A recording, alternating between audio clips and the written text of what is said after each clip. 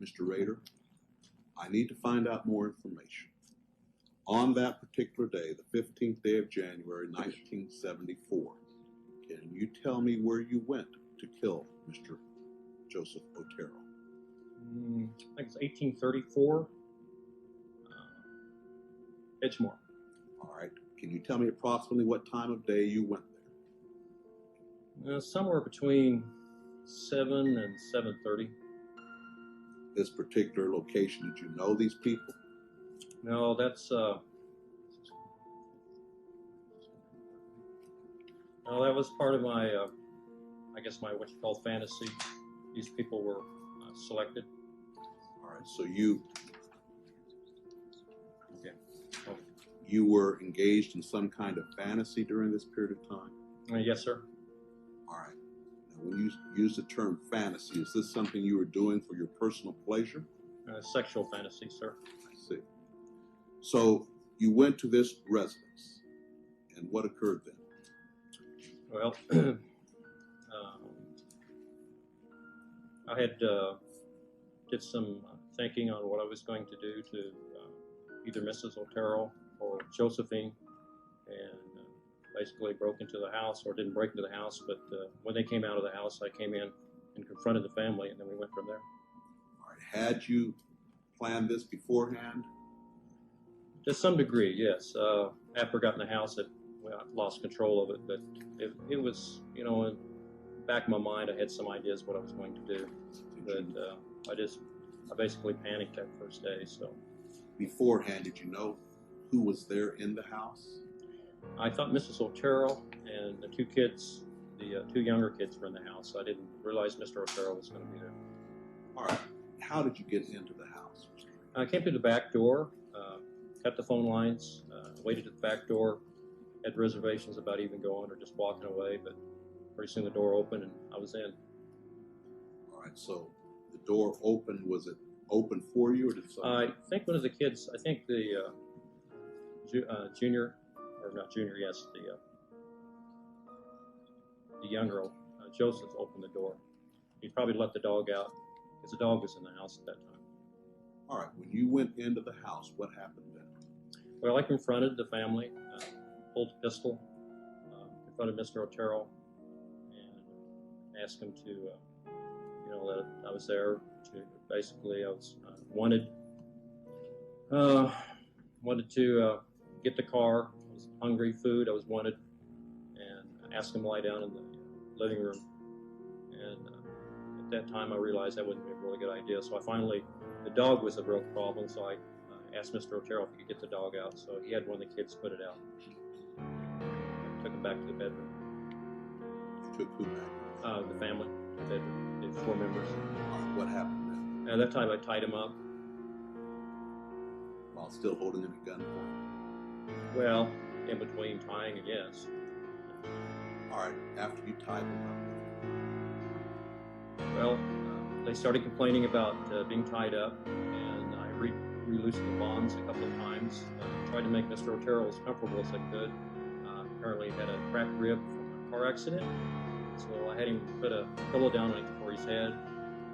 Had him put a maybe Parker or a coat underneath him. They talked to me about giving the car and whatever money. I guess they didn't have very much money. And there I realized that I didn't have a mask on or anything. They already could ID me, and made a decision to go ahead and put them down, I guess, or strangle them. All right. What did you do to Joseph Otero Sr.? Joseph Otero? Yeah, Okay. Joseph Otero Sr., Mr. Otero, the father. I put a plastic bag over his head and then some cords and tightened it. This was in the bedroom? Yes, sir. Did he, in fact, suffocate and die as a result of this? Not right away. No, sir, he didn't. What happened? Well, after that, I did Mrs. Otero. I had never strangled anyone before, so I really didn't know how much pressure you had to put on a person or how long it would take. But Was she also tied up there in the Yes, bedroom? yeah, both her hands and their feet were tied up. She was on the bed. Where were the children? Josephine was on the bed, and Junior was on the floor this time. So we're talking first of all about Joseph Otero. So you put the bag over his head and tied it. Mm-hmm. And he did not die right away. Can you tell me what happened in regards to Joseph? He moved over real quick like, and I think tore a hole in the bag, and I could tell that he was having some problems there. At that time, the whole family just went, they went panicked on me, so I worked pretty quick. You worked pretty quick. Well, I mean, I strangled Mrs. Otero, and she went out, or passed out. I thought she was dead. She passed out. And I strangled Josephine. She passed out. Well, I thought she was dead. And then I went over and put a bag on Junior's head, and then if I remember right, Mrs. Otero came back.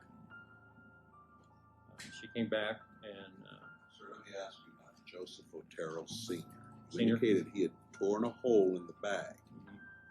What did you do with him then? I put another bag over it, or either that, or if I recollect, I think I put either a cloth or a T-shirt or something over his head, and then another bag, and then tighten it down. Did he subsequently die? Well, yes. I didn't just stay there and watch him. Then I was moving around the room. But. All right. So you indicated you strangled Mrs. Otero after you had done this. Is that correct? Now I went back and strangled her again, and that finally killed her at that time. So this is in regards to count 2. You had first of all put the bag over Joseph Otero's head, mm-hmm. and he tore a hole in the bag. Mm-hmm. Then you went ahead. Did you strangle Mrs. Otero then? Okay. Or did you go First of all, Mr. Otero was strangled, or a bag put over his head and strangled. Then I thought he was going down, and I went over and strangled Mrs. Otero. I thought she was down. Then I strangled Josephine while she was down, and then I went over to Junior and put the bag on his head. After that, Mrs. Otero woke back up, and she was pretty upset what's going on. So I came back, and at that point in time, strangled her for the death strangle at that time. With your hands or what? No, with a cord, with a rope. And then I think at that point in time, I redid Mr. Otero, put the bag over his head, went over, and then took Junior. Before that, she asked me to save her son. So I actually had taken the bag off, and then I was really upset at that point in time. So basically, when Mr. Otero was down, Mrs. Otero was down, I went ahead and took Junior. I put another bag over his head and took him to the other bedroom at that time. What did you do then? Put a bag over his head. I put a cloth over his head, a T-shirt, and a bag so he couldn't tear a hole in it.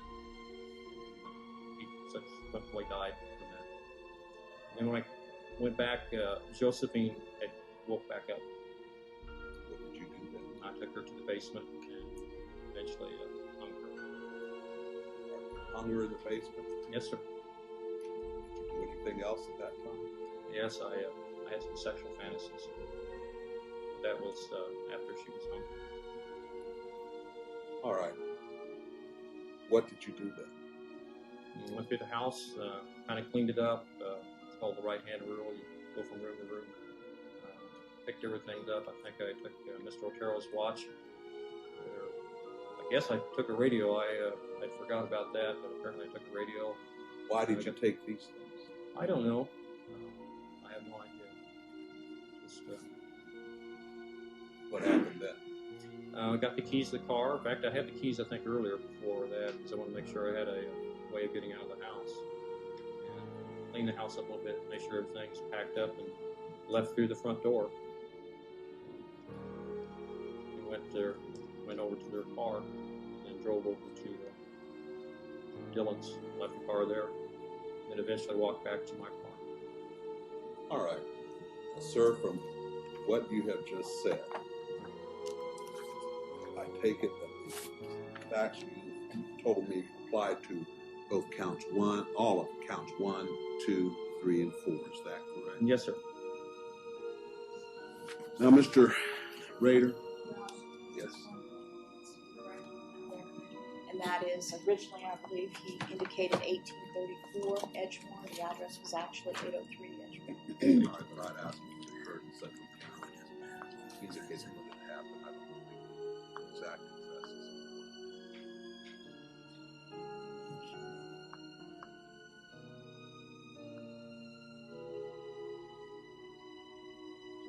All right, Mr. Rader, we will now turn to count 5.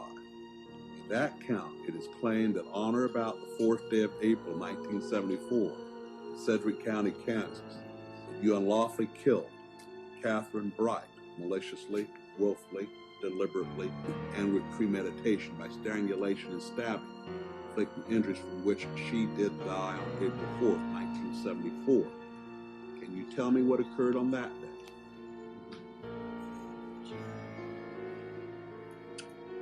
I don't know how to exactly say that. I had many, what I call them projects.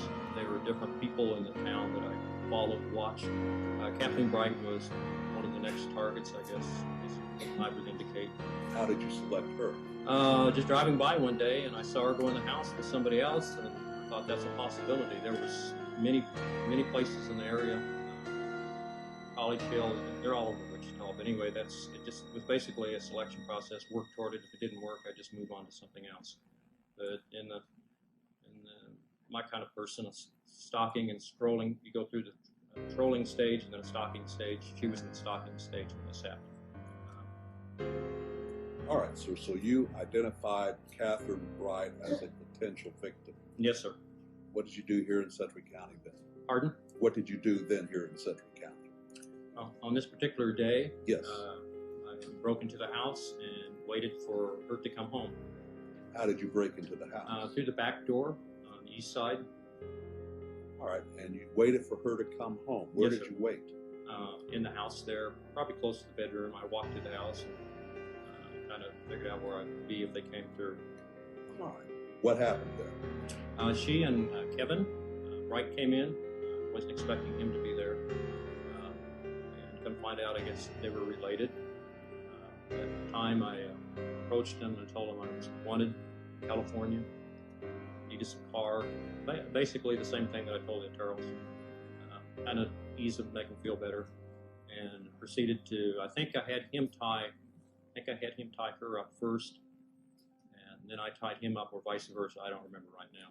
Now let me ask, you indicated you had some items to tie these people with. Did you bring these items, both the Oteros and to this location? The Oteros I did. I'm not really sure on the Brights. There was some, when I was working with the police, there was some controversy on that. Probably more likely I did, but if I had brought my stuff and used my stuff, Kevin would probably be dead today. I'm not bragging on that. It's just a matter of fact. It's the bonds I tied him up with that he broke them. So, all right. And maybe same with Catherine. I got out of hand. All right. Now you indicated that you believe you had Kevin tie Catherine up. Tell me what happened then. Okay. I moved. After I really can't remember, Judge, whether I had her tie him up or she tied him up. But anyway, I moved her to another bedroom, and he was already secure there by the bed. I tied his feet to the bedpost, on the bedpost, so he couldn't run. Kind of tied her in the other bedroom, and then I came back to strangle him. And at that time, we had a fight. Were you armed with a handgun at that time also? Yes, I had a handgun. What happened when you came back? I actually had 2 handguns. I started strangling. Either the parent broke or he broke his bonds, and he jumped up real quick like. I pulled my gun and quickly shot him. Hit him in the head. He fell over. I could see the blood, and as far as I was concerned, I thought he was down and was out, and then went and started to strangle Catherine. And then we started fighting because bonds weren't very good, and so back and forth. We fought. You and Catherine? Yeah, we fought. And I got the best of her, and I thought she was going down, and then I could hear some movement in the other room. So I went back, and Kevin, no, I thought she was going down, and I went back to the other bedroom where Kevin was at, and I tried to re-strangle him at that time, and he jumped up, and we fought, and he at that time about shot me. He's got the other pistol that was in my shoulder here. I had my magnum in my shoulder. So shoulder holster. Did you have it in the shoulder holster? Yes, and I had the magnum in the shoulder holster. The other one was a 22. And we fought at that point in time, and I thought it was going to go off. I jammed the gun, stuck my finger in there, jammed it. And I think he thought that was the only gun I had, because once I either bit his finger or hit him or something got away, and I used the 22 and shot him one more time. And I thought he was down for good that time. All right, so you shot him a second time. Yes, sir. What happened then? Went back to finish the job on Catherine, and she was fighting. And at that point in time, I've been fighting her. And then I heard some. I don't know whether I was basically losing control. The strangulation wasn't working on her, and I used a knife on her. You say you used a knife on her. Yes. What did you do with the knife? I stabbed her. She said either stabbed 2 or 3 times, either here or here. Maybe 2 back here and 1 here, or maybe just 2 times back here. You were pointing to your lower back and your Underneath the ribs. and your lower abdomen. Underneath the ribs, up under the ribs. So after you stabbed her, what happened? Actually, I think at that point in time, it was a total mess. I didn't have control on it. She was bleeding. She went down. I think I just went back to check on Kevin, or at that basically same time I heard him escape. It could be one of the two. But all of a sudden the front door of the house was open and he was gone. And I tell you what I thought. I thought the police were coming at that time. I heard the door open. I thought, no, that's it. And I stepped out there. And I could see him running down the street. So I quickly cleaned up everything that I could and left. All right, now, Mr. Rader, you indicated that at the Oteros you did not have a mask on. Did you have a mask on at the Brights? No, I didn't. All right, so what happened? I already had the keys to the cars. And I thought I had the right key to the right car. I ran out to their car, but I think it was a pickup out there.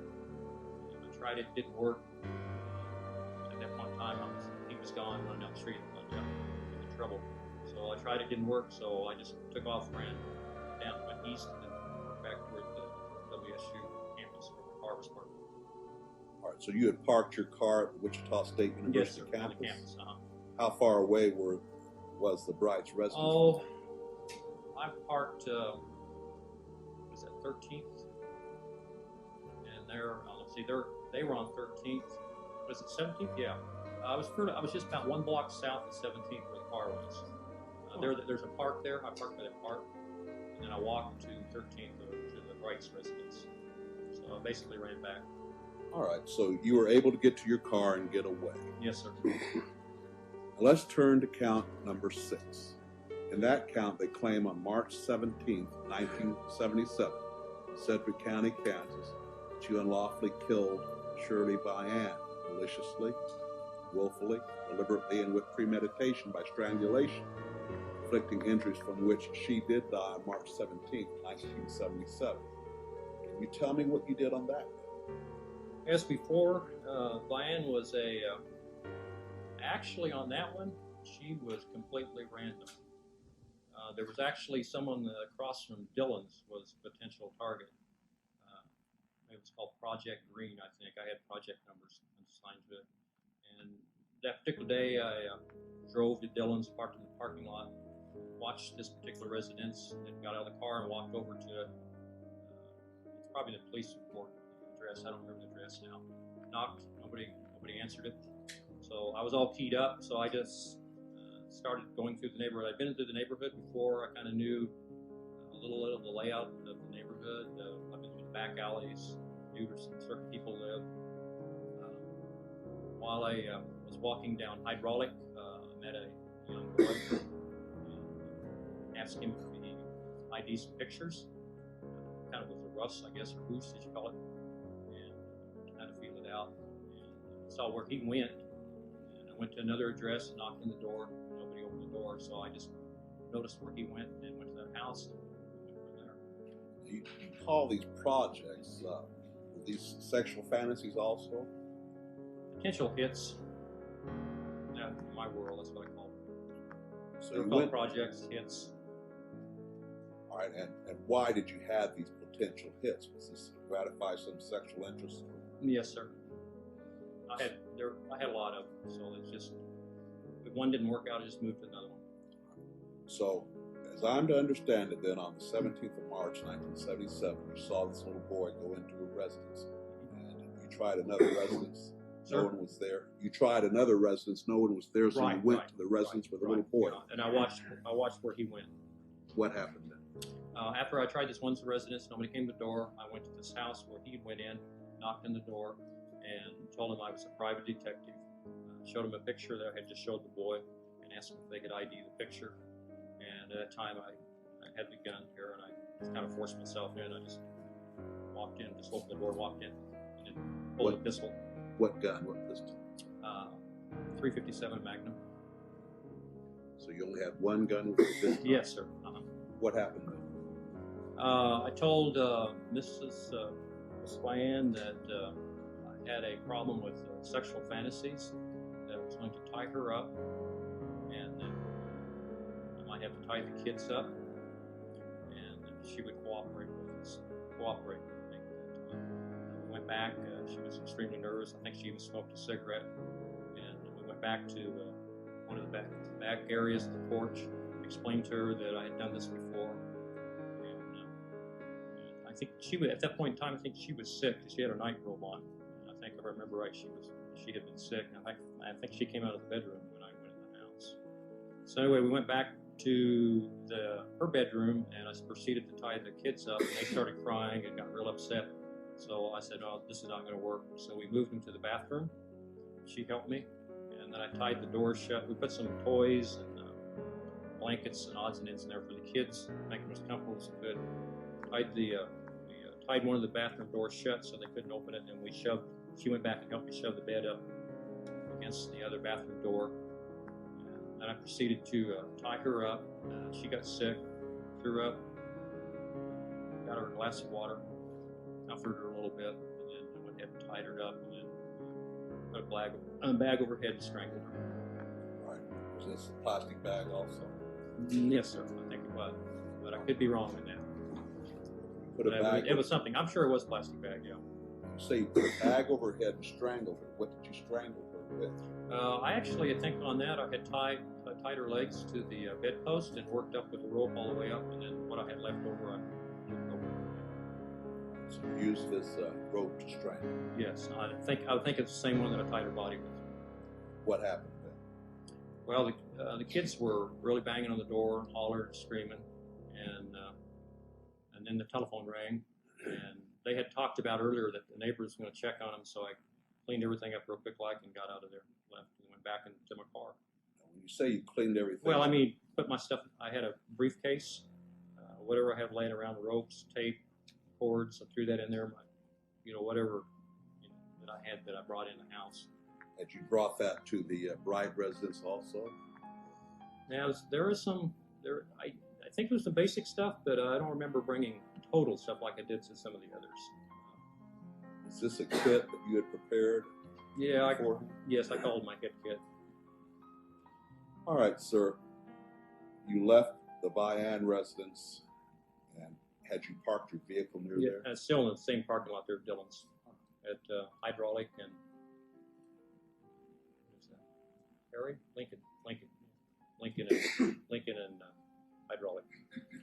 All right, in count 7, it is claimed that on the 8th day of December 1977 in Sedgwick County, Kansas, that you unlawfully killed a human being, that being Nancy Fox, maliciously, willfully, deliberately, and with premeditation, by strangulation, inflicting injuries from which the said Nancy Fox did die on December 8th, 1977. Can you tell me what you did on that day here in Sedgwick County? Nancy Fox was another one of the projects. When I was trolling the area, I noticed her go in the house one night. Sometimes, anyway, I put her down as a potential victim. Let me ask you one thing, Mr. Rader. You used that term when you were patrolling the area. What do you mean by that? It's called stalking or trolling. So you were not working in any form or fashion. You Well, were just... I don't know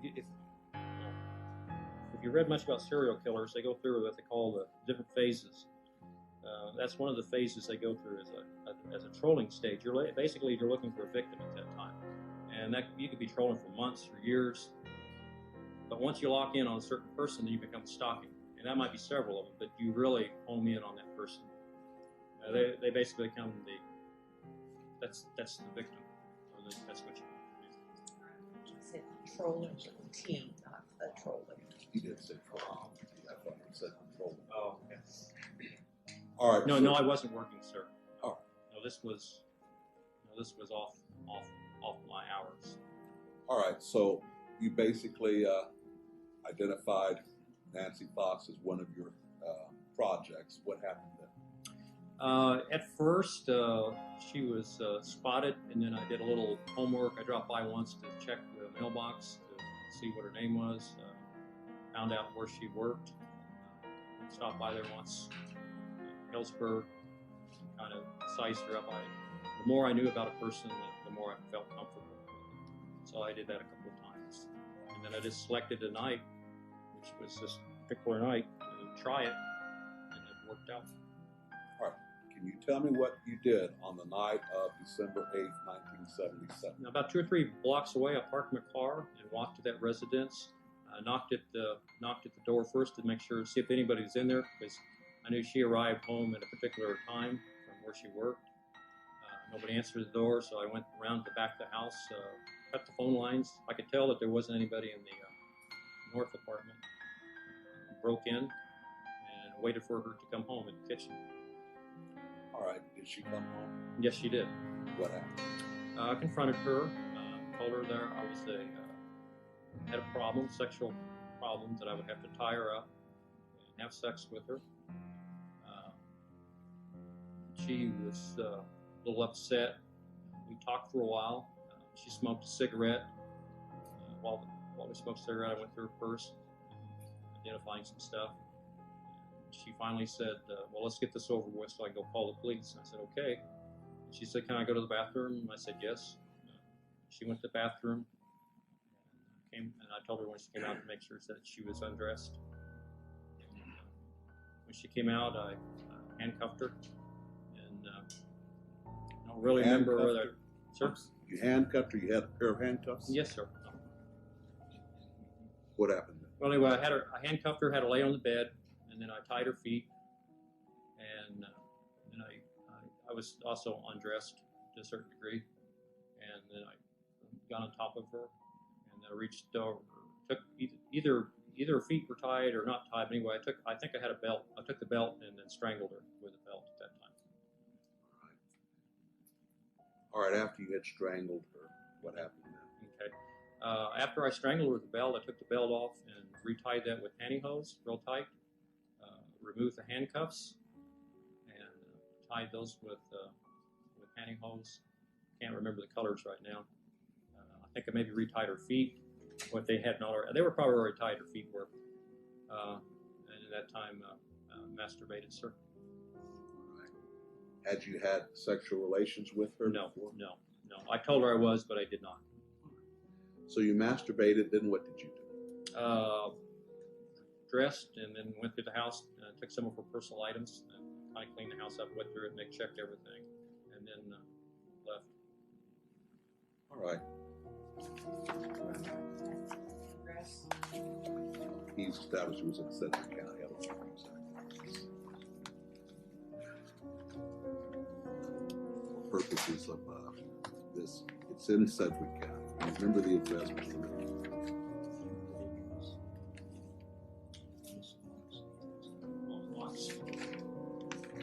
Nine 913 or 903. No, I sure don't. I know it was on Persian, South Pershing. That's all. I don't. Here in Wichita. It was 9 something, sir, but I don't know the other digits. 843. And The address, as I said, is really not important as long as you remember it happened here in Wichita, Central County. yes, sir. All right, sir, let's turn to count 8. In count 8, it is claimed that on or about the 27th day of April 1985 to the 28th day of April 1985 in Sedgwick County, Kansas, it is claimed that you unlawfully killed a human being, Maureen Hedge, maliciously, willfully, deliberately, and with premeditation by strangulation, inflicting injuries from which Maureen Hedge did die on April 27th, 1985. Can you tell me what occurred on that day? Well, actually, kind of like the others, she was chosen, going through the different phases, the stalking phase, and since she lived down the street from me, I could watch coming and going quite easily. On that particular date, I had another commitment, came back from that commitment, parked my car over at Woodlawn and 21st Street, at bowling alley there at that time. Before that, I dressed until I had some other clothes on, changed clothes. I went to the bowling alley, went in there, the precincts of bowling, called a taxi. Had a taxi take me out to Park City. Had my kit with me, it was a bowling bag. That was Park City in Sedgwick County, Yes, sir. Kansas? All right, you had the taxi take you to Park City. What happened then? There, I pretended that I was a little drunk. I just took some beer and forced it around my mouth, and the guy could probably smell the alcohol on me. Told him to let me out so I could get some fresh air, and I walked from where the taxi let me out over to her house. All right, where does she live? 62, 42, 54, 62, 54, 62, 54, What was North that? Independence. All right, when you walked over there, what happened next? Well, as before, I was going to have sexual fantasies, so I brought my kit, and lo and behold, her car was there. I thought, gee, she's not supposed to be home. So I very carefully snuck into the house, kind of like a cat burglar, and after checking the house, she wasn't there.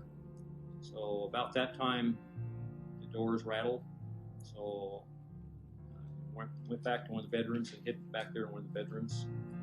She came in with a male visitor. They were there for maybe an hour or so. And he left. I waited till wee hours in the morning and then proceeded to sneak into her bedroom and flip the lights on what looked like, or I think the bathroom lights. I didn't want to flip her lights on, and she screamed, and I jumped on the bed and strangled her manually. All right. Now, were you wearing any kind of disguise or mask at this time? No. You indicated this woman lived down the street from you. Did she know you? Casually, we'd walk by and wave. She liked to work in her yard as well as I liked to work. It's just a neighborly type thing. It wasn't anything personal. I mean, just a neighbor. All right, so she was in her bed when you turned on the lights in the bathroom? Yeah, the bathroom. Yeah, so I could get some light in there. What did you do then? Well, I manually strangled her when she started to scream. So you used your hands? Yes, sir. And you strangled her? Did she die? Yes. All right, what did you do then? After that, since I was in the sexual fantasy, I went ahead and stripped her, and probably went ahead and I'm not sure if I tied her up at that point in time. But anyway, she was nude, and I put her on a blanket, went through her purse, some personal items in the house, figured out how I was going to get her out of there. Eventually moved her to the trunk of the car. Took the car over to Christ Lutheran Church. This is with the older church, and took some pictures of her. All right, you took some photographs of her. What kind of camera did you use? Poor Lord. Did you keep those photographs? Yes, the police probably have them. All right, what happened? That was it. She went through. I tied it. She was already dead, so I took pictures of her in different forms of bondage, and that's probably what got me in trouble with the bondage thing. So anyway, that's probably the main thing. But anyway, after that, I moved her back out to the car, and then we went east on 53rd. All right, what occurred then? Sir? What happened then? Oh, Trying to find a place to hide the body. Did you find a place? Yes, yes, I did. Where? Couldn't tell you without looking at a map, but it was on 53rd, between Greenwich, maybe. What's the other one? Greenwich. Yeah, I think between Webb and Greenwich, I found a ditch, a low place on the north side of the road, and hit her there. All right, you say you hit her there. Well, there were some trees, some brush, and I laid that over top of her body. All right, so you removed the body from the car, put her in the ditch, and then laid some brush over the body. Yes, sir. All right. Sir, in count 9, it is claimed on or about the 16th day of September 1986 in Sedgwick County, Kansas, that you unlawfully killed a human being, Vicki Wegerle, maliciously, willfully, deliberately, and with premeditation by strangulation, inflicting injuries from which said Vicki Wegerle did die on September 16th, 1986. Can you tell me what you did here in Sedgwick County on that day that makes you believe you are guilty? Yes. Again, Vicki Wegerle was another potential victim. I went through those different phases, locked in on her, as I would call it, and decided that I would try that date.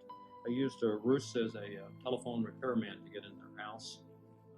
Drove there in my own personal car around lunchtime, during lunch hour, or approximately that time. It was earlier in the morning than that. And I actually went somewhere else and changed my clothes, what I call my hit clothes. And, hit clothes. Basically different, things that I need to get rid of later. Not the same kind of clothes that I had on. I don't know what other better word to use it. Crime clothes or hit clothes. I just call them hit clothes. Anyway, I walked from my car as a telephone repairman. As I walked there, I donned the telephone helmet. I had a briefcase. Went to one other address just to kind of size up the house. I'd walked by it a couple times, but I wanted to check it a little bit more. As I approached it, I could hear a piano sound. And went to this other door, knocked on it, and told them that we were recently working on telephone repairs in the area. Went to her and knocked on the door and asked her if I could come check her telephone lines inside. Did she allow you in? Yes, she did. What happened then? Went over and found out where the telephone was, simulated that I was checking the telephone. I had a make-believe instrument, and after she was looking away, I drew a pistol at her and asked her if she'd go back to the bedroom. Is this the same 357 Magnum you used? No, this was a different pistol. Or you asked her to go back to the bedroom with you after drawing a pistol on her? Yes, sir. What happened then? I told her, we went back to the bedroom, I told her I was going to have to tie her up. She was very upset, and I think I used some material that was in, and that's another thing, I'm not sure, but I think I used the material that they had in their bedroom, and after I tied her hands, she broke that and we started fighting, and we fought quite a bit, back and forth. All right, she was physically fighting you? Oh, yeah. Yes, sir. Mm-hmm. What happened then? Finally got the hand on her and got a nylon sock and started strangling. Wrapped the stocking around her neck? Yes. What happened then? I finally gained on her and put her down, and I thought she was dead, but apparently she wasn't. But after she was down and not moving anymore, I rearranged her clothes a little bit and took some quick photos. I think 3 of them, if I remember. And then after that, there was a lot of commotion. She had mentioned something about her husband coming home, so I got out there pretty quick. The dogs were raising a lot of cane in the back. Doors and windows were all open to the house. A lot of noise when we were fighting. So I left pretty quickly after that. Put everything in the briefcase. And I'd already gone through her purse and got the keys to the car and used their car for my getaway car. All right, now you indicate that you thought that she was dead. Did you discover later that she was not dead? Yes, I guess the paramedics arrived and they tried to attempt to relieve her, revive her. And that failed. I don't know if she died there or in the hospital or at the hospital. Recollect. But you later found out that she did die as a result of your strangulation. Yes. Sir, let's turn to count 10. In that count, it's claimed that on or about the 18th day of January 1991 to the 19th day of January 1991 in the county of Sedgwick, state of Kansas, that you did then and there unlawfully kill a human being, that being Dolores E. Davis, maliciously, willfully, deliberately, and with premeditation, by strangulation, inflicting injuries from which the said Dolores E. Davis did die on January 19, 1991. Mr. Rader, please tell me what you did here in Sedgwick County, Kansas on that day that makes you believe you're guilty. That particular day, I had some commitments. I left those, went to one place, changed my clothes, went to another place, parked my car, finally made arrangements on my hit kit, my clothes, and then walked to that residence. After spending some time at that residence, very cold at night, had reservations about going in. I had tasted the place before, and I really couldn't figure out how to get in, and she was in the house, so I finally just selected a concrete block and threw it through the plate glass window on the east and came on in. Where is this residence located? It's on Hillside, but I couldn't give you the address. I know it's probably 61, probably 62 something. Oh, 62 something. North or south? North Hillside. All right, so you used a concrete block to break the window? Mm-hmm. Plate glass window, patio door. What happened then? Noise. I just went in. She came out of the bedroom and thought the car had hit her house.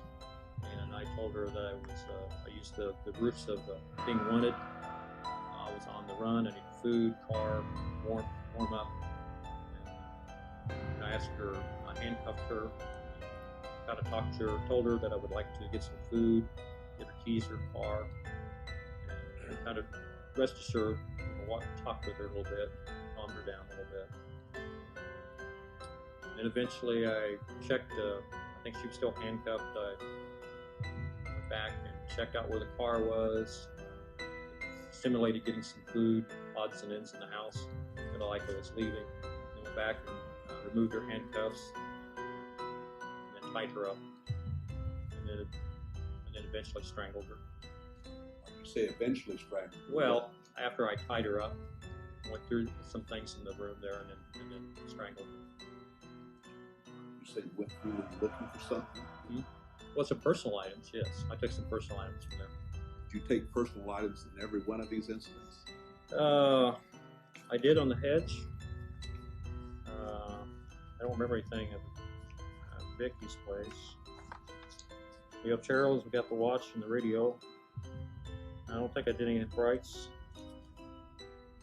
Vian's, no, I don't think so. Fox, yes, I took some things from Fox. It was hit and miss. Right. But Probably if it was a controlled situation where I had more time, I took something. But if it was a confusion and other things, I didn't, because I was trying to get out of there. All right. So in regard to the Davis matter, you went around the room, took a few personal things. What did you do then? Strangled her. What did you strangle her with? Pantyhose. Right. What happened then? Kind of like Mrs. Hedge. I already figured out I had a plan on leaving, and put her in a blanket and drug her to the car and put her in the trunk of the car. So you were able to strangle her to death with these pantyhose? Yes, sir. All right. You put her in your car. In her car. The trunk of her car. What happened then? I really had a commitment I needed to go to, so I moved her to one spot, took her out of her car. This gets complicated. Then stuff I had, clothes, gun, whatever, I took that to another spot in her car, dumped that off. Okay. Then took her car back to her house, left that. Let me think now. Okay. In the interim, I took her car back to her house. In the interim, I realized that I had lost one of my guns. I dropped it somewhere. So I was trying to figure out where my gun was. So I went back in the house, realized I had dropped it when I broke the plate glass window. It dropped and fell on the floor right there, and I found it right there. So that solved that problem. Anyway, I went back out, threw the keys, checked the car real quick, threw the keys up on top of the roof of her house, walked from her car back to my car, took my car, drove it back, and I either dropped more stuff off or I picked her up and put them in my car. And then I drove up northeast of Sedgwick County and dropped her off underneath the bridge. So all of these incidents, these 10 counts, occurred because you wanted to satisfy a sexual fantasy. Is that correct? Yes. Does any party desire any further matters to be put on the record at this time? No, Your Honor. All right, you may be seated, Mr. Rader. I will find that you, Dennis L. Rader, have knowingly, intelligently, voluntarily waived your constitutional rights and entered your pleas of guilty. I will find that you understand the nature of the charges and the consequences of your pleas. Based upon your statements to the court, I will find there are factual bases for each of these pleas of guilty. I will accept these pleas of guilty and adjudge you, Dennis L. Rader, guilty of murder in the first degree in count 1, a Class A felony. Murder in the first degree in count 2, a Class A felony. Murder in the first degree in count 3, a Class A felony. Murder in the first degree in count 4, a Class A felony. Murder in the first degree in count 5, a Class A felony. Murder in the first degree in count 6, a Class A felony. Murder in the first degree in count 7, a Class A felony. Murder in the first degree in count 8, a Class A felony. Murder in the first degree in count 9, a Class A felony. And murder in the first degree in count 10, a Class A felony.